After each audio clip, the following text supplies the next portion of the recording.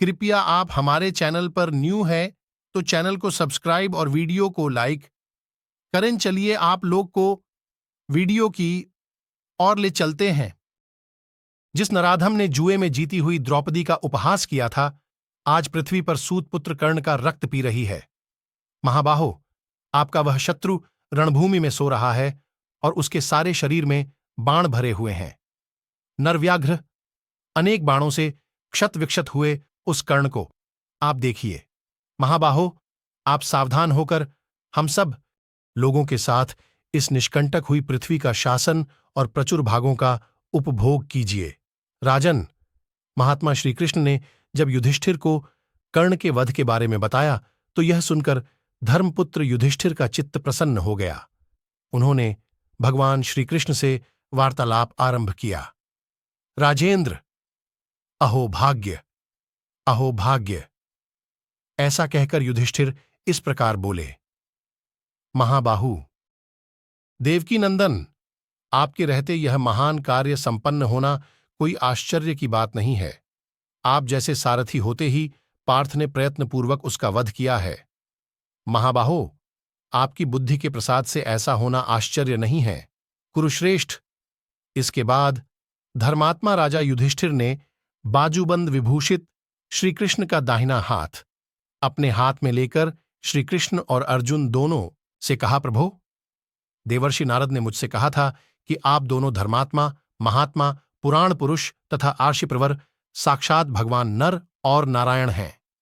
महाभाग, परम बुद्धिमान तत्ववेत्ता महर्षि श्रीकृष्ण द्वैपायन ने भी बारंबार मुझसे यही बात कही है।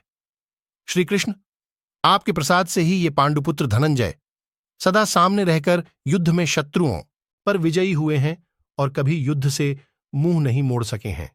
प्रभु, जब आप युद्ध में अर्जुन के सारथी बने थे तभी हमें यह विश्वास हो गया था कि हम लोगों की विजय निश्चित है, अटल है, हमारी पराजय नहीं हो सकती। गोविंद, भीष्म, द्रोण, कर्ण, महात्मा गौतमवंशी, कृपाचार्य तथा इनके पीछे चलने वाले जो और भी बहुत से शूरवीर हैं और रहे हैं, आपकी बुद्धि से आज कर्ण के मारे जाने पर उन सबका वध हो गया, ऐसा मैं मानता हूं।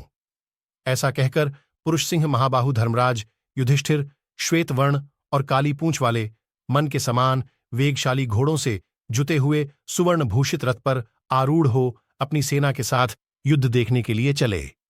श्रीकृष्ण और अर्जुन दोनों वीरों के साथ प्रिय विषय पर परामर्श और उनसे वार्तालाप करते हुए युधिष्ठिर ने रणभूमि में सोए हुए पुरुष प्रवर कर्ण को देखा।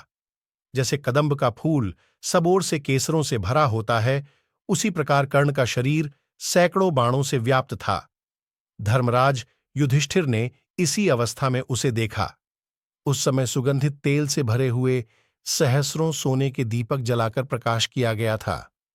उसी उजाले में वे धर्मात्मा कर्ण को देख रहे थे। उसका कवच छिन्न भिन्न हो गया था और सारा शरीर बाणों से विदीर्ण हो चुका था। उस अवस्था में पुत्र सहित मरे हुए कर्ण को देखकर बारंबार उसका निरीक्षण करके राजा युधिष्ठिर को इस बात पर पूरा पूरा विश्वास हुआ।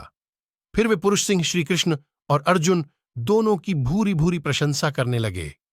उन्होंने कहा, गोविंद, आप जैसे विद्वान और वीर स्वामी एवं संरक्षक के द्वारा सुरक्षित होकर आज मैं भाइयों सहित इस भूमंडल का राजा हो गया।